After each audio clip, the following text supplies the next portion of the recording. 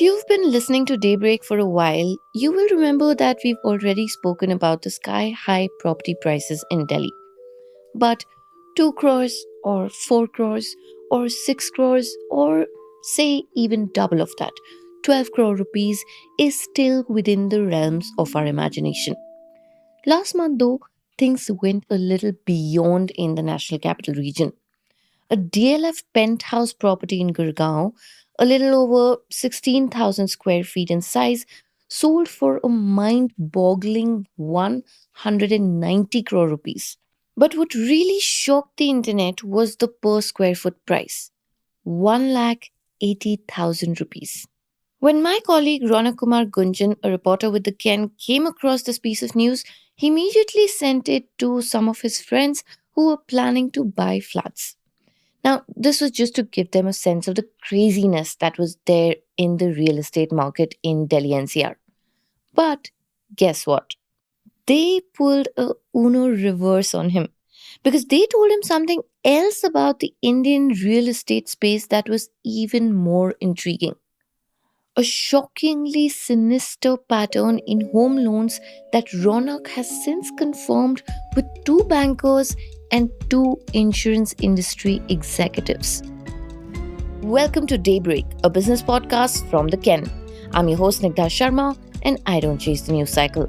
Instead, every day of the week, my colleague Rahil Philippos and I will come to you with one business story that is worth understanding and worth your time. Today is Monday, the 6th of January 2025.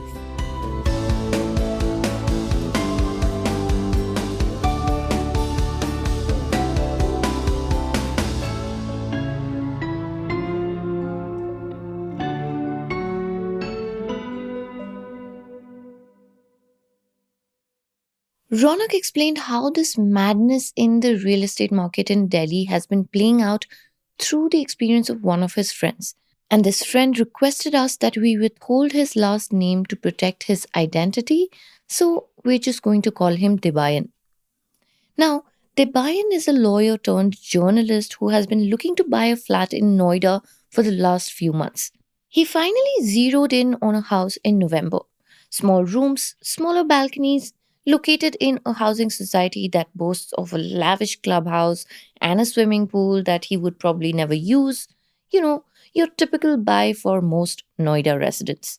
The flat's final price was negotiated down to 1.2 crore rupees. The buyer had sold off some old property and had some savings, and the remaining was to be financed via a home loan. Now, you have to pay attention to this. The total loan amount came to approximately 32 lakh rupees, which he wanted to pay back over a course of 30 years.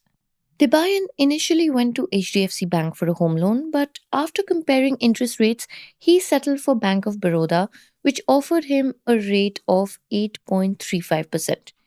The trouble and the thing that we are interested in reared its head, like Ronak says, when he initiated a conversation with the bank's agent about his EMIs or monthly installments. According to Debayan's calculations, and one corroborated by multiple online EMI calculators, he should have been paying about 24,000 each month. But his agent said that his monthly payable would be a whole 30% more expensive, 31,000 rupees. When Debayan told Ronak this story, Ronak felt like he had heard this before. And turns out he had. From Sneha, with whom Ronak had had a conversation recently. Now, Sneha is from Guwahati and she's had a similar complaint with a loan that she had taken from State Bank of India or SBI. In fact, in her case, she had not double checked the EMI that she had to pay and had opted for the auto debit option. It wasn't until a couple of EMI payments later that had been debited that she realized that the payments were a little higher than what she had calculated by about 4,000 rupees that month, and that is no small amount. Debayan and Sneha's accounts were enough to prod Ronak into calling a few bankers and executives. And two former employees of ICICI Bank and HDFC Bank pointed him towards online forums where even more aggrieved borrowers were narrating similar stories. This story, it's clear, has become a common one, and the blame lies with an old culprit. Stay tuned for more.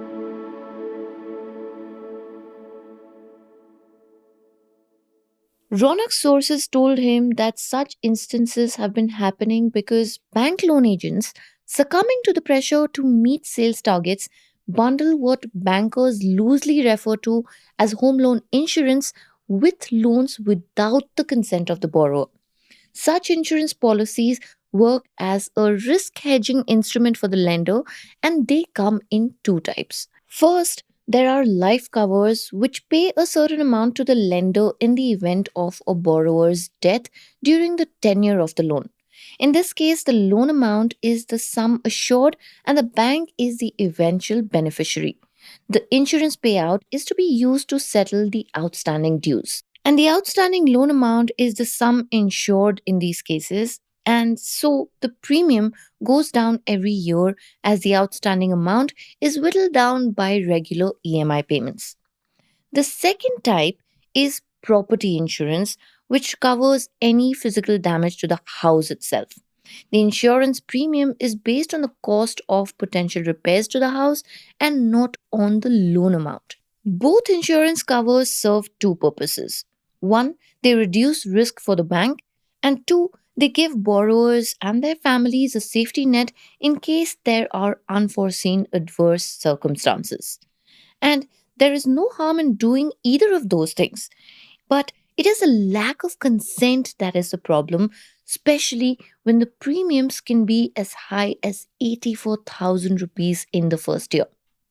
According to the former HDFC Bank executive that Ronak spoke to, and I'm quoting him, in such cases, banks act as agents for insurance companies. They bundle policies from only one or two insurance companies and quietly add the premium to the principal amount. Only a few customers notice this and ask for an explanation. It is only then that banks divulge their breakup. End quote.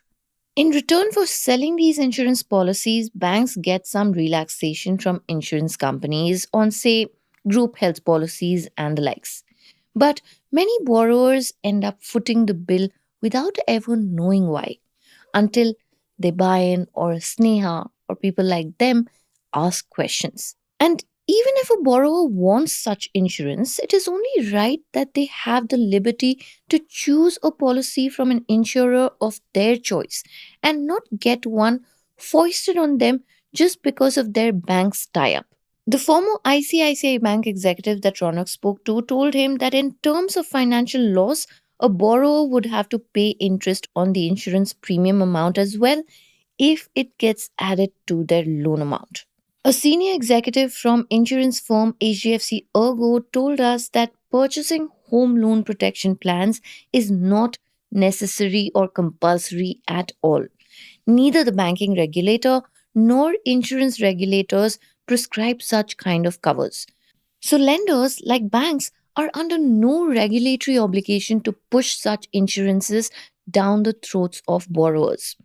While there is no central repository of data to back the widespread use of such coercive methods, Ronak spoke to a retired SBI executive who used to be a senior officer in the bank's consumer grievance wing. And here is what he had to say. And I'm quoting him, say 10 years back, these used to be one off instances. Presently, hundreds of such complaints come in daily. And banking executives can tell you with confidence that this illegal ploy is prevalent across banks, be it private or public. And the main culprit is the sales pressure, and on top of that, incentives for selling policies through this method. Yes, it is illegal. End quote. So, like Debayan, if you too are planning to opt for a home loan, make sure you ask your agent or bank for a detailed breakup of the EMI calculations. And push back, like Ronak says, if you think you do not need that insurance.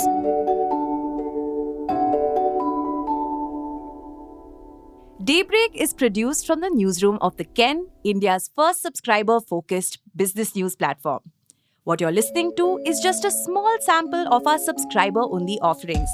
A full subscription unlocks daily long-form feature stories, newsletters, and podcast extras.